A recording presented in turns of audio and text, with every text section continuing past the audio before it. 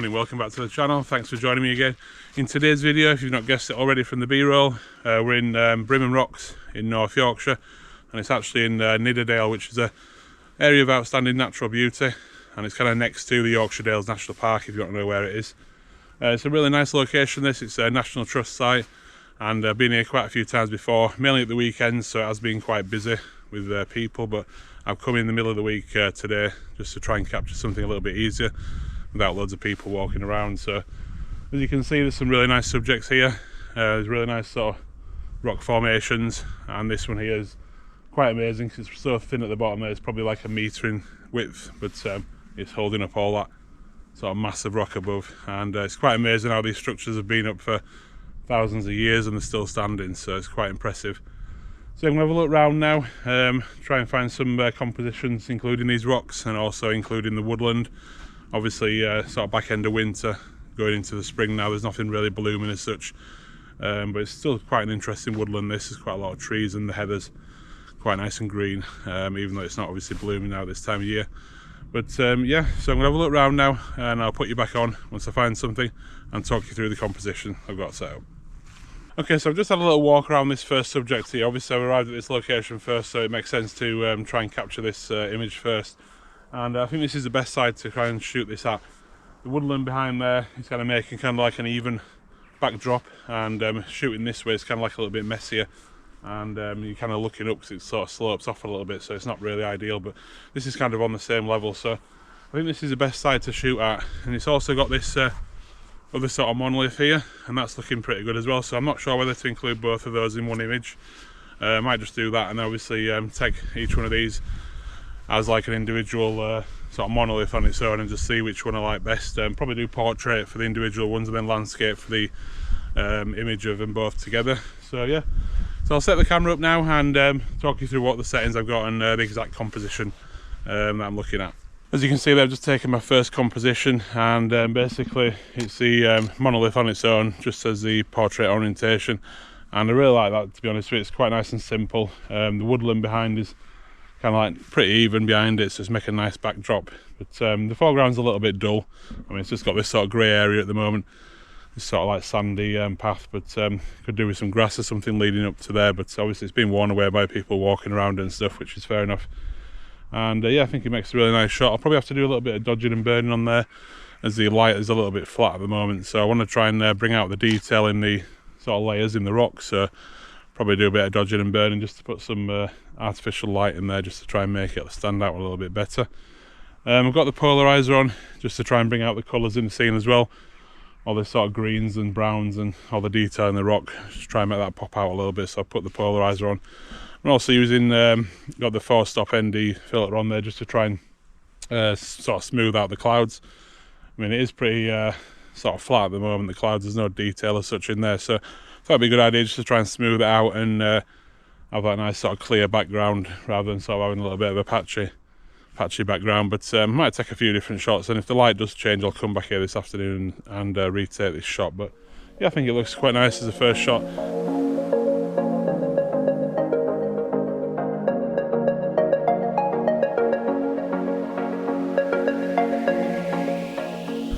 Okay, so just before I move on from this location, I just wanted to try and capture both of these monoliths in one image. Now I've tried to get it in a single landscape orientation image, but because of these trees and things here, I've not really been able to get it in one image. It's kind of too tight to the edges of the frame, which I don't really want. I don't think it'll look nice at. So a little trick that I've used quite a few times before, if you're quite close to the subject and you can't move back, then put your camera into portrait orientation and take like a mini pano, so maybe 2 or 3 images.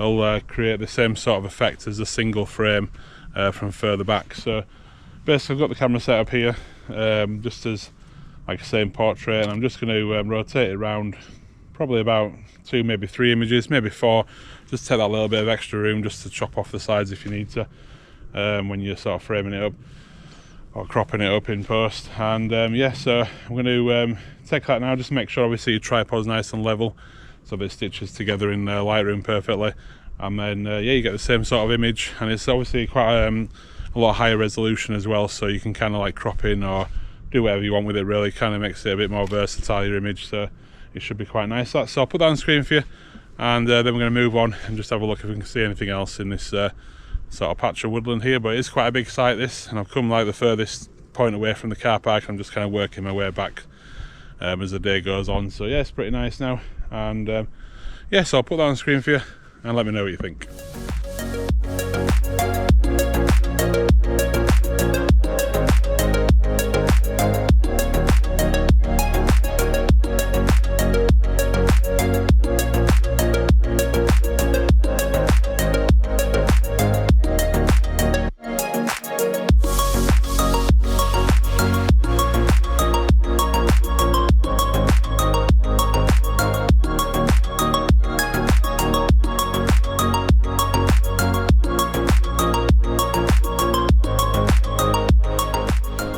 So just while I'm packing up now, I just thought I'd share something that I saw the other week on one of the Facebook groups. A guy had actually posted an image of this plinth here, this monolith, and he was getting a load of grief in the comments saying they'd made it up in Photoshop and it wasn't real, or I'd done it by AI and all this kind of thing, and everybody was jumping on that bandwagon saying it were fake. And there were one or two in there, obviously locals or people that had been to this location, seen it in the real world, but it was quite funny just to see how people reacted to something that they thought was unreal. But I think it's always important to kind of do your research and not jump on that AI bandwagon and just kind of slag someone's image off as being fake before you actually do your research and find out, because you know, places like this do exist in the real world. It's about getting out here and finding them and experiencing them for yourself, and just not believing everything you see online. It's I suppose it's quite a worrying time when you see certain images, doctors on Facebook and stuff, and social media.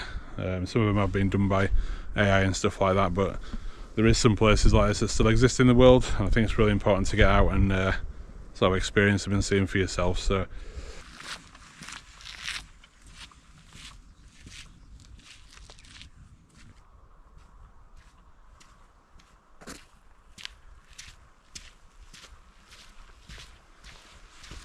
okay, so I'm just walking through the sort of woodland bit here, and I've come across this little scene with these little trees. There's a small grouping of rocks, and then a bit of heather leading up to it. I thought it looked quite nice.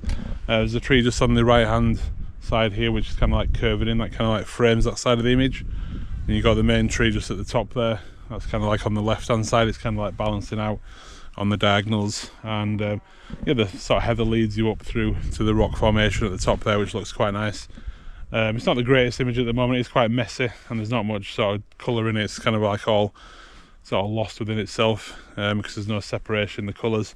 Everything's looking the same, obviously with it being winter, but it's definitely one to return to. So I thought I'd just take a little shot here just for the sort of summertime, because when this heather becomes purple, I think it'll look a really nice sort of lead in up to the rocks, and it'll look nice and colourful. That, I think, it's a really nice little composition. Nice little sort of grouping of rocks as well. So yeah, like I say, I'll just show you the back of the camera. Just explained it already, really, the composition, but I'll just show you. You've got like the tree here just sort of curving in on the right hand side, and that main tree just at the top there, so it kind of balances out across. And then you've got the grouping of rocks here and the heather leading up.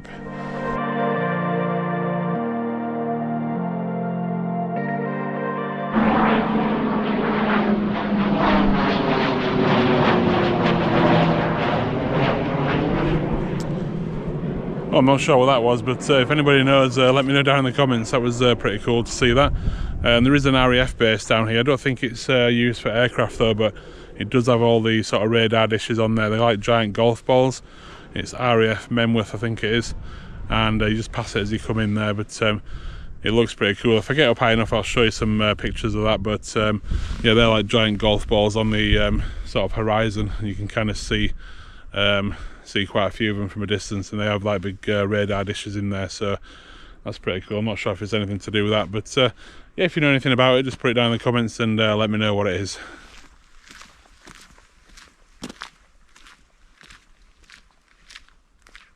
Okay, so I found my next composition here, and it's a lone tree shot, and as you can see, as lone tree shots go, this is quite a nice one.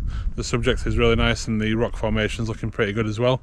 You can see as the tree sort of grows up there, it's kind of following the same sort of bend as the rock formation, so that looks pretty good. And the sort of detail in the rock here is looking really nice as well. They're all covered in this sort of green moss at the moment, so it's making the detail really pop in the sort of layers of the rock there, so that looks quite nice. Again, I'm going to really work this scene and see if I can get sort of 1 or 2 images from here. I've got like a landscape shot set up here at the moment, and using this sort of path in the foreground here is kind of a leading line, sort of sweeping you through up to the tree itself. And I'm not sure if I'll keep that in yet because it is quite messy, this sort of foreground bit here, but I might just crop it off in post when I get back. But I might also take a close-up image, then I'll move a little bit closer and just try and sort of chop that out as well in an actual image. So yeah, I also like the tree on its own as well, so I might get a single shot of that with just the rocks on the left hand side, do sort of a portrait orientation and try and just capture the tree in a little bit more detail, a little bit closer up. It does look quite a nice tree, that. So yeah, I'm going to take a few shots here and I'll put them on screen for you now, and just let me know which one you like best. There's going to be, like I say, 1 or 2 from here, so I'll put them on for you in a minute.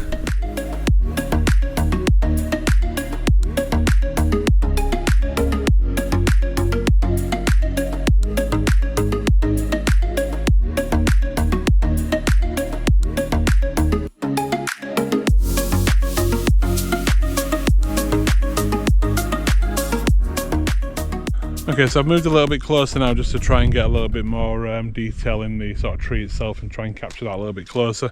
The sun's coming through now as well, which is kind of like lighting the individual layers of the rock there, so it's making them really sort of stand out.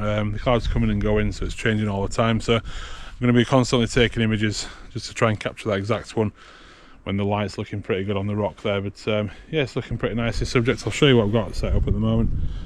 So as you can see there, it's a lot closer composition, and it's focusing more on this sort of right hand rock formation here, this stack, and having this tree sort of pointing up into the sort of image there. I think it makes quite a nice composition, this.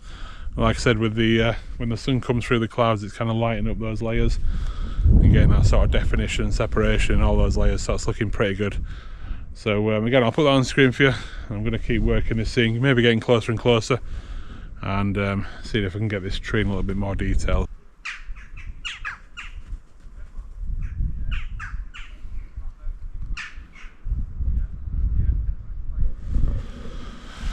As you can see now, I've come really close into the tree, basically just at the bottom of the little valley here that's formed by these 2 monoliths.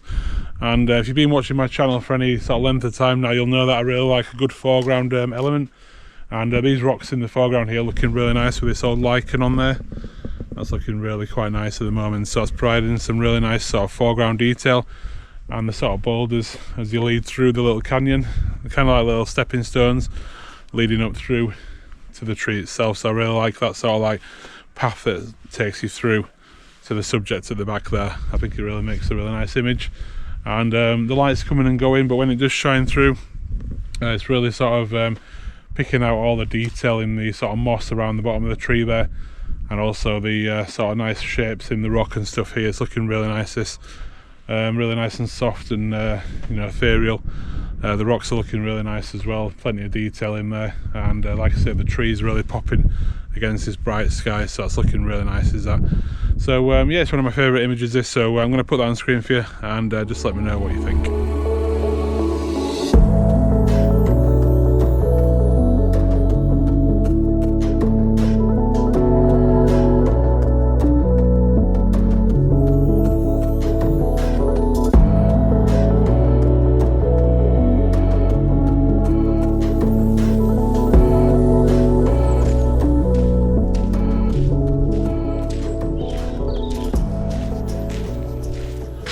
I've just switched over to the 70-300 just to try and do a little bit of wildlife photography. I've seen some little robins and some of the little birds just flying around here, so I'm going to try and capture some of those with the 70-300, just take a little break from the landscape. So I think it'd be quite nice to try and capture some of those while I'm here. So if I get anything nice, I'll put them on screen for you now.